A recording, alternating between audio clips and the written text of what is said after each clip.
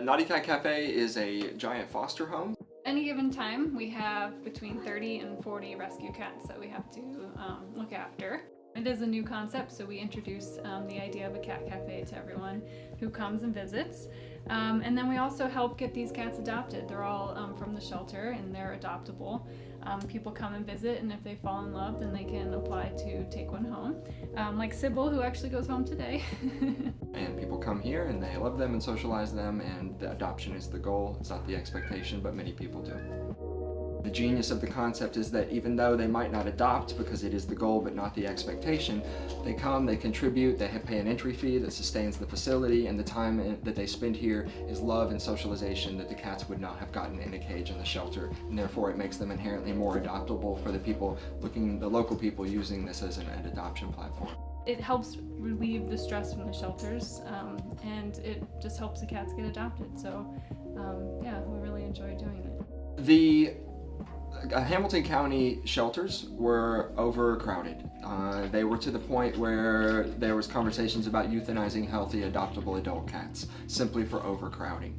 My wife and I have lived on all 7 continents. This concept began outside of the United States and is far more prevalent there. We've been to 74 of these on 4 continents.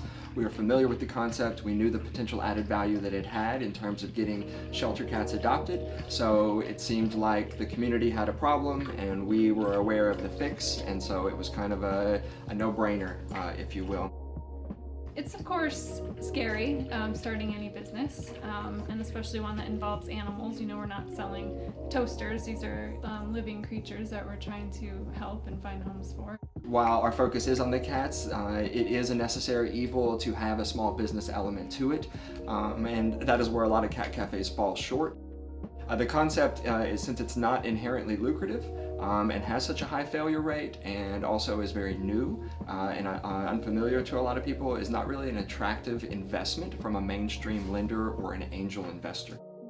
There's very little foundational and institutional money out there available in the animal husbandry world, and what is available is explicitly authored for humane societies and animal shelters, of which we are not technically. We are a foster home. And so therefore there's no free nonprofit money out there, so we weren't able to be a nonprofit. And so then the only 2 options left to generate equity to start something like this is to either do a GoFundMe or a crowdsource or something like this, and we take a very principled stand on people who take this approach.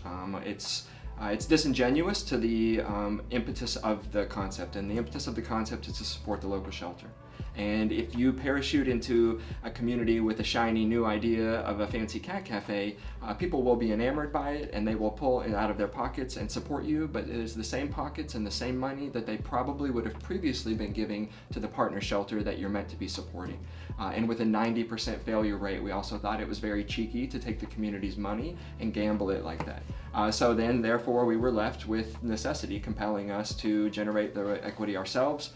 We don't have trust funds, we're not rich, we have very humble means. So yeah, we took a mortgage on our home and took a big risk to start this cafe. Luckily Chattanooga was ready for it. We weren't sure if they were, but we've been very successful. Lots of people come to love on the cats. And even if they don't come to adopt, they help socialize them. They get them a lot of that attention that they wouldn't get at a cage in the shelter. So it's really beneficial just to come and visit with the cats. It's good for people. A lot of people say it's cheaper than therapy. They just said, oh, that was so relaxing. That was the most relaxing hour of my day. So it's mutually beneficial for the cats and the people. Every time a cat gets adopted, it's a $100 adoption fee, and we give all of that money back to the shelter. So while we are approaching 1,000 adoptions, that's $100 per cat. That's $100,000 in donation generation, basekally, that we've done in 3.5 years for the shelter. So it's adding value. It's starting to, unbeknownst to ourselves, without intention, add value on a lot more levels. We emptied out the local shelter so many times that our shelter now pulls from Atlanta, Knoxville, Nashville, and Memphis.